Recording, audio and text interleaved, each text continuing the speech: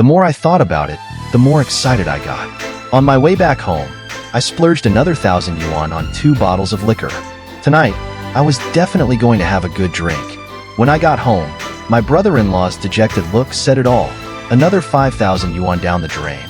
I acted like nothing happened and asked him to help me with the groceries.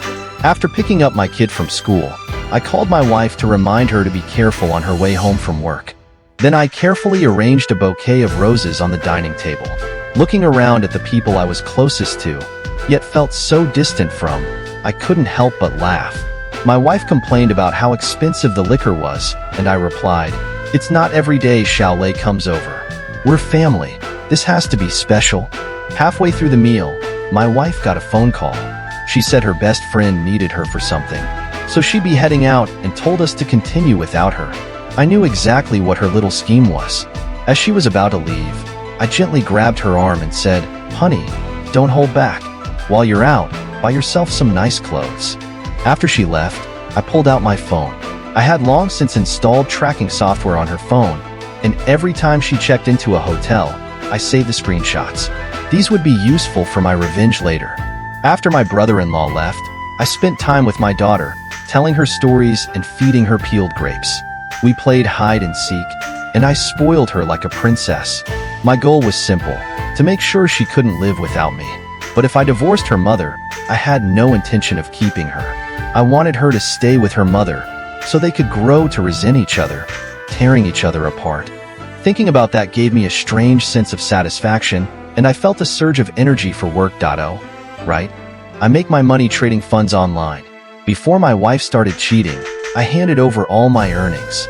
But after I found out, I considered hiding assets. After consulting a lawyer, I realized that was illegal. So I spent a long time figuring out a solution. I now keep 20% of my income for household expenses, and I've bought an insurance policy for my son with the rest. After all, he's the only one in this family who's truly related to me by blood. I've been doing well financially these past few years, so even that 20% is close to 6,000 yuan a month. I tell my wife this is my full income, and since I play the role of a stay-at-home dad, she doesn't question it. She has some gray income from her job as a cashier too, so we bring in about 16,000 a month altogether. My parents are from the countryside and don't have any income, and the house was paid for by my in-laws. Without any mortgage or car payments, 16,000 is more than enough for a comfortable life in our small town. We agreed to save 6,000 a month and use the rest for living expenses. By the time my wife came back, it was almost midnight. My twisted side surfaced again. I pulled her close and kissed her. Maybe out of guilt, she didn't resist. That reluctant desire she showed only made it more satisfying for me. Honestly, her affair has completely changed me. Along with the truth from the paternity test, it's like it's awakened something dark inside me. I feel like a madman. Really, at this moment, I am a madman. After she showered and fell asleep, I opened my phone and looked at the evidence I had collected. To be safe, I registered several cloud accounts and even backed it up on a USB drive, which I hid at my parents' house. What others might see as shame or humiliation brings me an indescribable sense of satisfaction. I'm patiently building up, waiting for the perfect moment to unleash it all. Almost every weekend, I visit my in-laws. It's all part of the plan, to act dutiful. Preparing for the final blow the next day was Saturday, and my wife said she had to work overtime. I spent 22,000 yuan at the mall on a massage chair for my mother-in-law and got a couple of packs of premium cigarettes for my father-in-law. Honestly, I didn't feel the slightest pain spending that money. My in-laws are traditional people. Even though I sometimes feel like I married into their family, they've never looked down on me or made things hard for me. On the contrary, they've helped me in every way possible, allowing me to establish myself in this city. So, part of me bought those expensive gifts out of gratitude, maybe 1/3. The remaining 2/3? That was purely out of spite. Xiaoping, you've already bought all the appliances in the house, and you still have a kid to raise. Your salary isn't exactly big. You can't be spending like this anymore, my mother-in-law said, pointing at the TV, the air conditioner, and the rotating dining table, all things I had bought for them after my wife cheated on me. Though she said this, I could see the joy in her eyes. I handed my father-in-law the cigarettes, then unpacked the massage chair and set it up in the perfect spot. Mom, Dad, you've both been teaching for so many years, and your necks aren't what they used to be. This chair is great for relieving that kind of tension.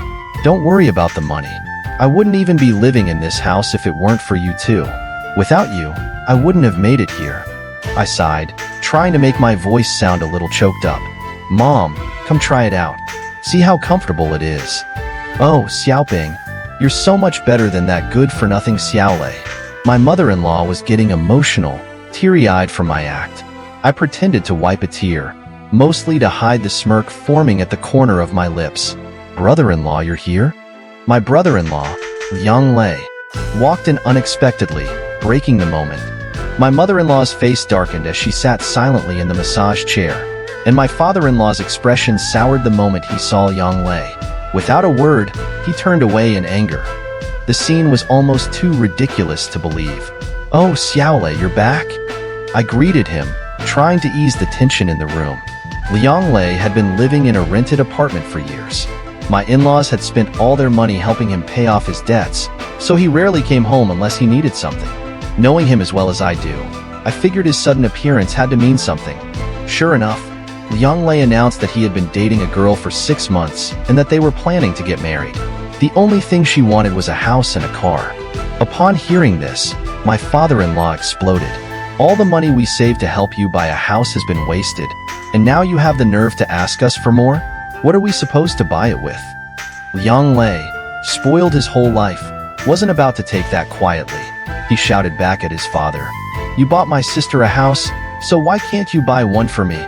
His disrespectful tone only made things worse, and my mother-in-law raised her hand, ready to slap him in anger. I quickly stepped between them. Mom, don't get worked up. Xiaolei's got a point.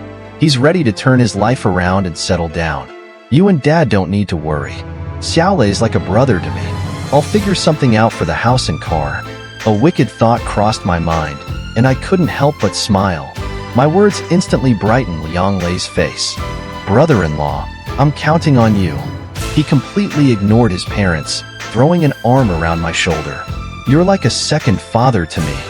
Later, when I got home, I told my wife straight up that I planned to take out a mortgage on our house to help her brother with a down payment for his new place.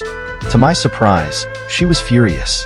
Shinpeng, it's one thing to give Xiaolei some money here and there, but to mortgage our house? Are you out of your mind? You know how irresponsible he is. Have you lost it? Then she gave me this strange look, almost amused, and asked, Shinpeng, is Xiaolei really my brother? Why are you more worried about him than I am?